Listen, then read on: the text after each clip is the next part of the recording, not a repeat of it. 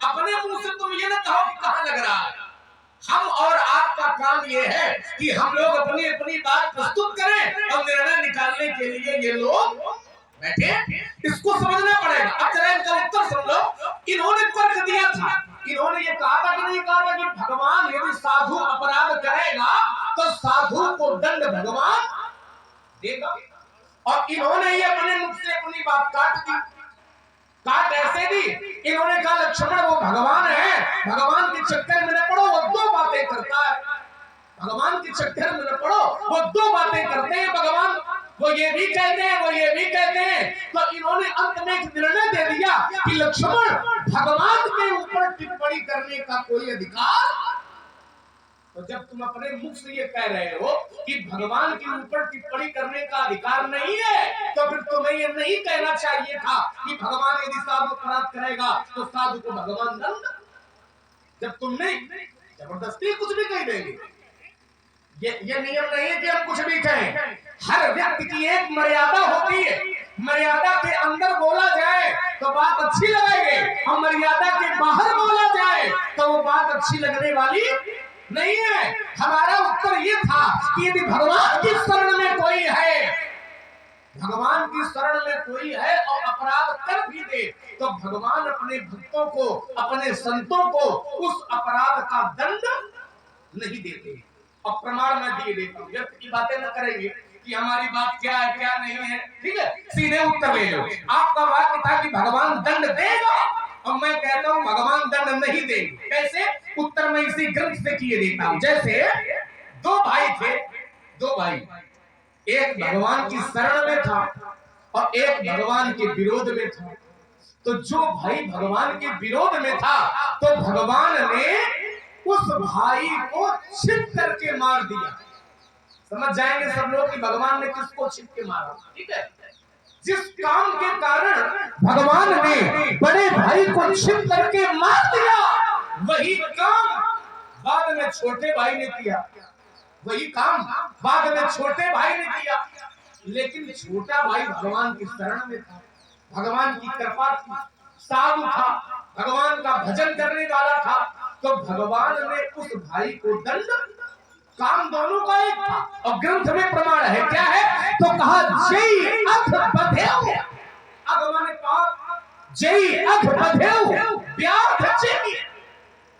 आगे बड़े भाई का नाम लोग समझ गए। ठीक है, जय अध बधेव व्याध चिन्ह।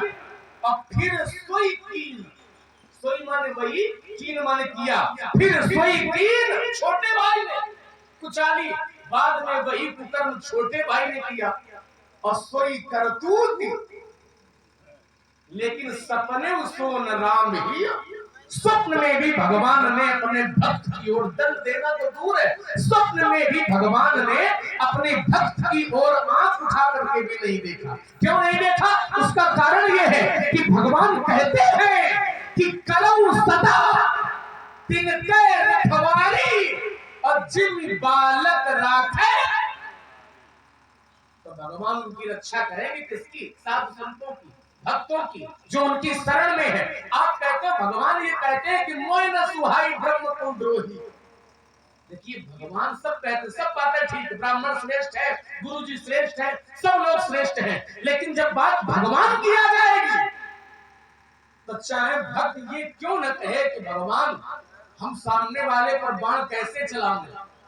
सामने जो खड़े हैं ये हमारे गुरुजी खड़े हैं, और केवल गुरुजी नहीं है, ये ब्राह्मण भी है, और हम क्षत्रिय हैं, लेकिन सामने गुरुजी खड़े हैं, सामने हमारे पितामह खड़े हैं, हम बाण कैसे चलाएं?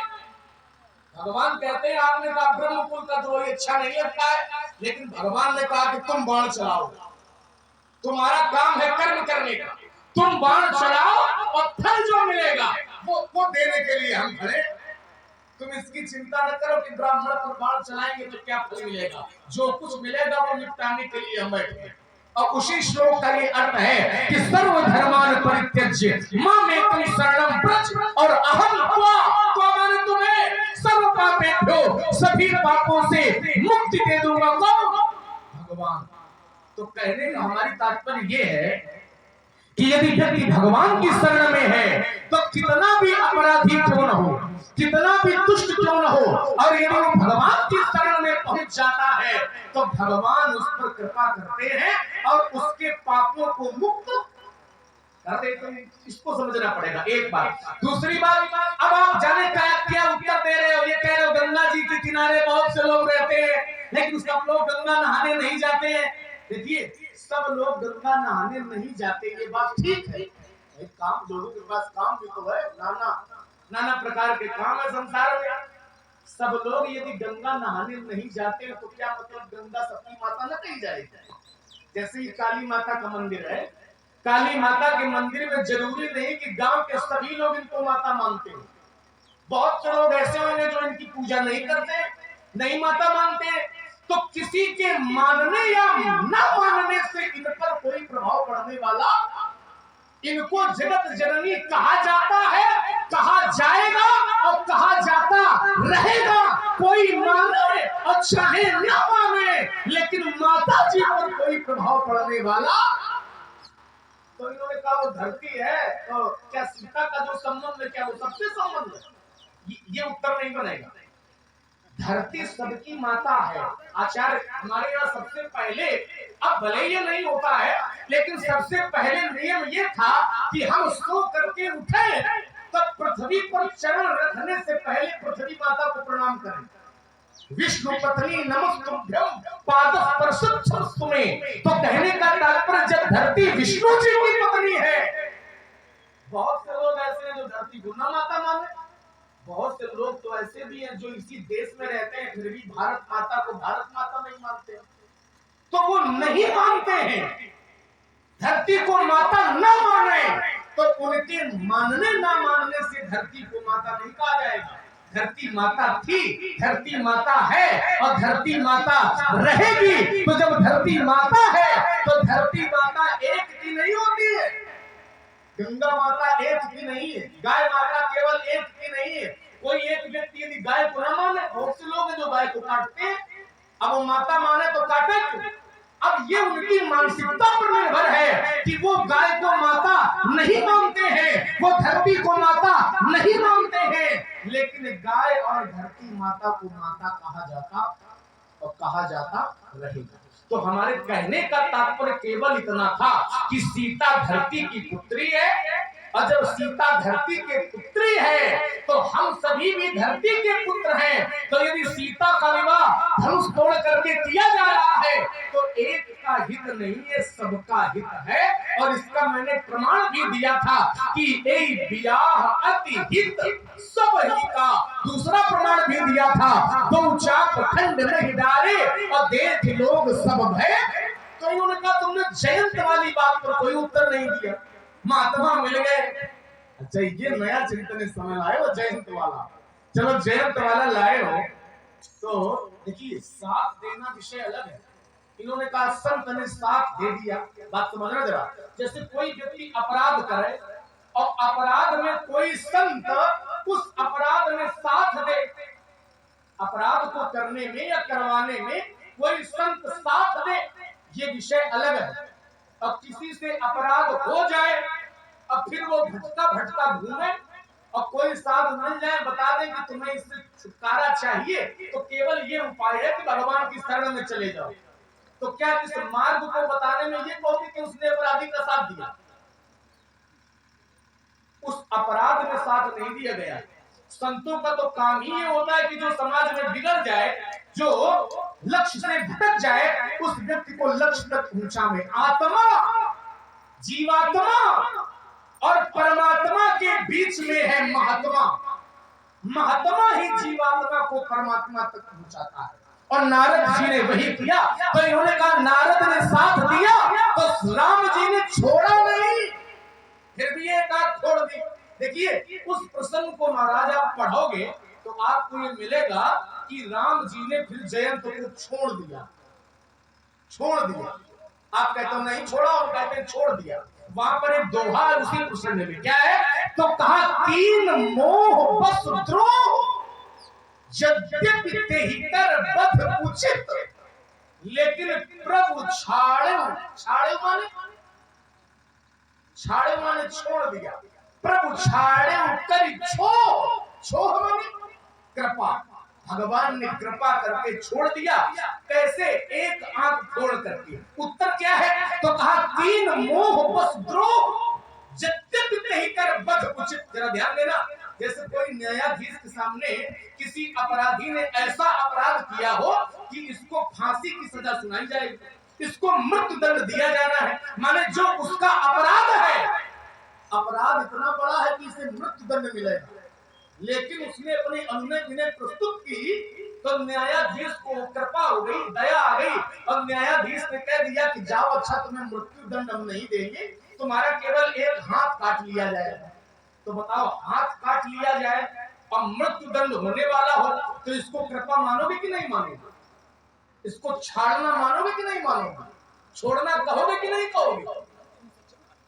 बताओ। अरे चुप बैठा। तो जब बात मृत्यु की आती है तो कोई कह दे चाहे हाथ काट लो चाहे पैर काट लो, दोनों हाथ काट लो, लेकिन गला काटने से यदि बच जाए तो उसको छोड़ना ही कहा।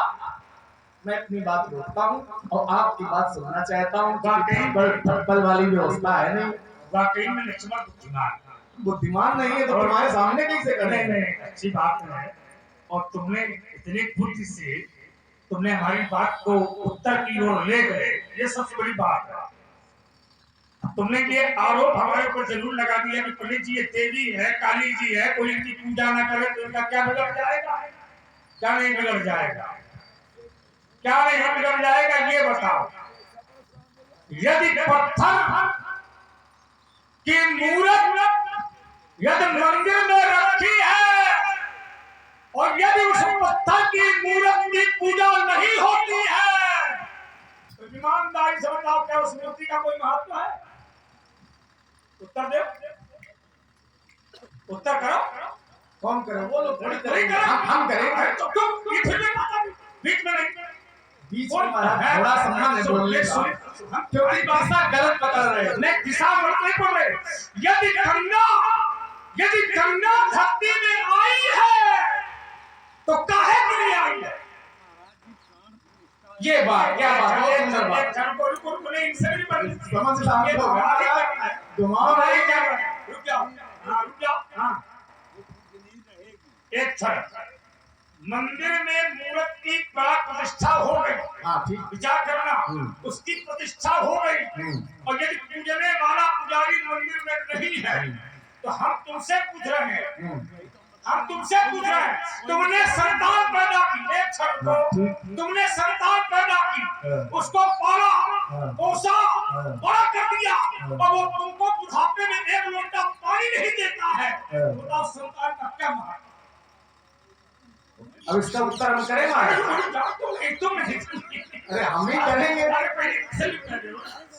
एक क्षण देखिए, प्रतिष्ठा अलग बात है, मंत्र बोलना अलग बात है। मंत्र हमारे पास बहुत है, हमें मंत्र का ज्ञान बहुत है, लेकिन उस मंत्र का यदि ठीक प्रयोग नहीं है तो फिर उस मंत्र का कोई भी बात हमारी समझो। हम कहते हैं महाराज मंत्र का प्रयोग ठीक ना हो, जो है ऐसे बोलते हम तो तुरंत चोट करने वाले हैं, तुरंत ले उत्तर। हम जानते हैं तुम चोट अभी तक नहीं कर पाए, अब तुम चोट कर रहे हो। चोट तुरंत ले, ये जानते हो चोट कब लगा? जब निगम जी और दोनों मिल गए गण, निगम गण कह रहे हैं, गण तो हो गए लोग, कह नहीं ये तो भाई भोलेनाथ के पुजारी गड़े होते क्या होते नहीं होते? केवल महाराज एक बात कह ले, ज्यादा नहीं बोलेंगे, बड़ा मन है हमारा कहने का। सुन लो, जैसे आपने कहा कि जैसे कोई मंत्र का ठीक प्रयोग न करे, इन्होंने कहा मंत्र का कोई प्रयोग ठीक न करे तो फल मिलने वाला।